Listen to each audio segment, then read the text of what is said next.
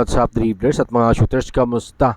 Kamusta po kayo? Coach Johnny Del Cardel ng Tira Firma makikipagpulong sa management matapos ang hindi magandang performance kontra sa Magnolia Chicken Templados.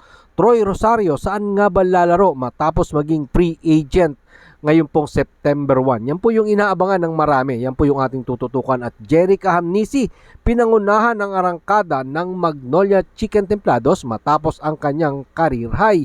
Yan po yung ating pag-uusapan. Tatalakayin sa video ito matapos po akong maglambing sa inyo ng isang like, share, comment down below, and don't forget to subscribe and hit that notification bell button para lagi po tayong updated sa ating pong mga video. Nakatakda nga pong makipag-meeting si Tira Firma Jeep Head Coach Johnny Del Cardel sa team management para pag-usapan ang kanila pong isyong personal ng kupunan na wala pa ding naitatalang panalo sa kasalukuyang PBA Governors Cup.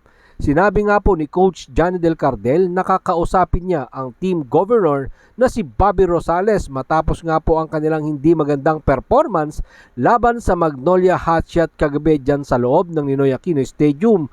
Matapos nga po silang tambakan ng Chicken Templados ang kupunan ni Coach Johnny Del Cardel 124-103.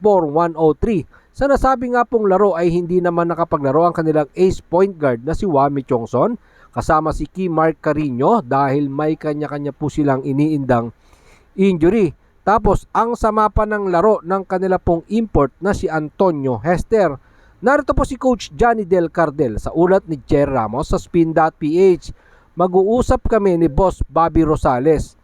Sabi po iyan ni Coach Johnny Del Cardel. Si Wami Chongson nga po ay nakatakda pong magpa-MRI ngayong araw dahil po sa kanyang iniindang injury na right hamstring injury. Ang 32 years old na point guard po ng Tira Firma Jeep ay nag-iinda po ng kanyang injury. Sa mga nakaraang laro pa, iniinda na po yan ni Wami Chongson. Patungkol naman sa kanilang import ng Tira Firma Jeep na si Hester, sinabi nga po ni Coach Johnny Del Cardel na wala pa po silang desisyon kung maghahanap sila ng bagong import.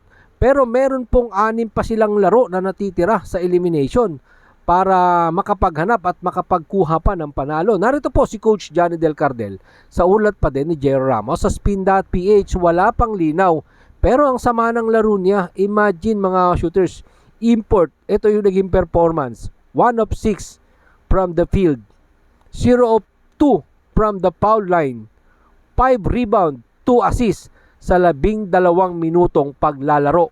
Narito po ang huling bahagi ng pahayag ni Coach Johnny Del Cardel ng Tira Firma Jeep sa ulat pa din ni Jer Ramos sa Spin.ph. Coach's decision na kami na nag-decide na hindi na siya ipasok si Antonio Hester ay naging replacement nga po ng Tira Firma Jeep matapos nga pong magtamo ng injury ang kanila pong unang import na si Brandon Lee Edwards. So ayan po yung ating antayin mga shooters, no? Magiging sagot ng management habang ginagawa po natin ang video ito. Wala pa pong update patungkol sa pag-uusap ni Coach Johnny Del Cardel at ng Tira Firma Management. Antay-antay po tayo sa bago pong development patungkol sa balita pong yan. Ito naman po, marami nag-aabang nito kung saan nga ba mapupunta si Troy Rosario matapos nga pong maging free agent yesterday, September 1, 2024. Habang ginagawa pa rin natin ang video ito, wala pa din pong naging sagot o nilalabas na desisyon si Troy Rosario patungkol sa kanyang pagiging free agent. Sinabi nga po ng 32 years old at kinumpirma nga po niya ang kanya pong pagiging free agent at ng kanya pong agent kung magiging unrestricted free agent nga daw po ba siya. Yan po yung kanilang kinukumpirma kasama ng kanyang agent na si Danny Espiritu. Or kung bago nga po ba siya, kasi bago po siya matrade dito po sa Blackwater Bossing, nagperma po si Troy Rosario ng 2 years extension contract noong pong August 31, 2022. So sa pagtatama po ng September 1, wala na siyang kontrata sa Bossing. Saan nga ba gusto ni Troy Rosario maglaro? Saan nga ba niya gustong maglaro? Yun po yung mga katanungan ngayon. Narito po si Troy Rosario sa ulat pa din ni Justin Baknis ng Tiebreaker Times. Hindi ko pa kasi alam kung ano yung isang rule. Tinatanong pa namin ng agent ko kung talagang unrestricted free agent na ako. Ang second overall pick nga po ng 2015 PBA Rookie Draft ay dapat maging UFA o unrestricted free agent ayon nga po sa bagong panuntunan ng liga na itinakda po nila mismo noong pong 2021. Pero may mga legal pa na balakid para kay Troy Rosario. So sa ngayon, lahat po ng dinadaanan nila ay tinatama nila ang proseso. Kasama po ng kanyang ahenteng si Danny Espiritu. Narito po si Jet Troy Rosario sa ulat pa din ni Justin Bacnis ng Tiebreaker Times. Pag dumating yung time na mangyari ang mga yon, syempre, plano ko tingnan lahat ng option. Hindi naman tayo bumabata. Sabi po yan ng 32 years old na naging product po ng National University Bulldogs. Narito po ang huling bahagi na naging pahayag ni Troy Rosario sa ulat pa din ni Justin Bacnis ng Tiebreaker Times. Kung ako yung masusunod, kung ako ang magdidesisyon sa sarili ko, gusto ko i-secure na yung family ko. Sa tingin ko, ito yung last contract na makukuha ko na kumbaga andun ako sa peak. Mga next na pababa na yan. Si Troy Rosario nga po ay may Governor's Cup average na 15.5 points per game, 6.8 rebound per game.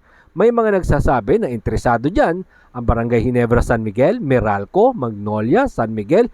Pero siguro naman lahat ng kupunan dito sa PBA ay gustong makuha ang serbisyo ni Jet Troy Rosario. Pero tulad nga po ng kanyang sinabi, gusto niyang i-secure ang kanyang family. So meaning gusto ni Troy Rosario ng malaking sahod. Kung malaking sahod ang pag-uusapan, nandyan po ang Japan B-League, Korean Basketball League. Sa PBA naman, alam naman natin kung anong mga kupunan ang kayang tumapat sa mga pasahod ng mga nabanggit po nating liga. So sa ngayon, antay pa din po tayo. Lahat, wala pa pong tiyak kung saan mapupunta or saan lalaro si Jet Troy Rosario. May mga nagsasabi na, may mga lumalabas na sa ibang vlog na sa ganito mapupunta, sa ganyan mapupunta. Hanggang sa ngayon po, usap-usapan pa rin po yan sa SMC, MVP, or 5 taong panibagong kontrata para sa Blackwater Bossing.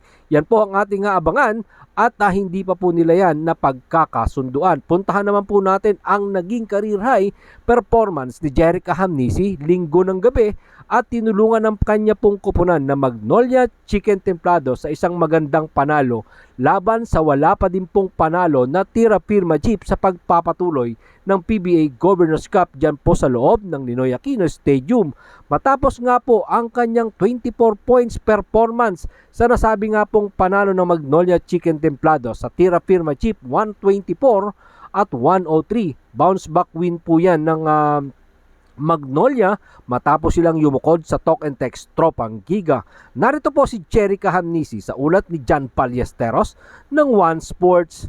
Sa tingin ko, ito ay tungkol sa aking consistent work araw-araw at susubukang ma-improve pa at ang pagiging open para matuto pa at ang aking kupunan ay bukas para turuan ako at i-guide ako para maging mahusay na manglalaro sa magkabilang dulo ng basketball court. At dahil dyan, hindi po maiwasan ni Coach Chito Victorero rin na ipagmalaki ang kanyang 10th overall pick ng Magnolia noong pong 2022 at 2020 rookie draft. Narito po si Coach Chito Victorero sa ulat pa din ni John Ballesteros ng One Sports. Lumabas yung mga ginagawa niya na extra practice niya. At syempre, sobrang saya, lalo na ang coaching staff na yung pagtitiyaga namin sa kanya lumalabas na.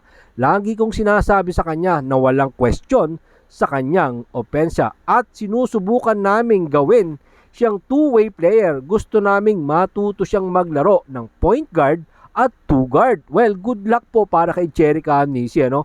Dahil sa dami ng point guard dyan po sa coaching staff na ito pong Magnolia Chicken Templados. Unang-una na yan, yung kanila pong head coach na si Coach Chito Victorero, isang magaling na point guard dyan. At nandyan mismo si Johnny Abarientos, Jason Webb. So sana ang atin lang pong hiling ay maging consistent yung laro ng isang Jerica Hamnisi at syempre yung talagang extra practice, yung talaga yung makakatulong sa isang player o isa pong atleta na gustong sumikat or gustong mapatunayan ang kanya pong sarili. Maraming salamat po sa inyong panonood. Naman po ang inyong maging opinion.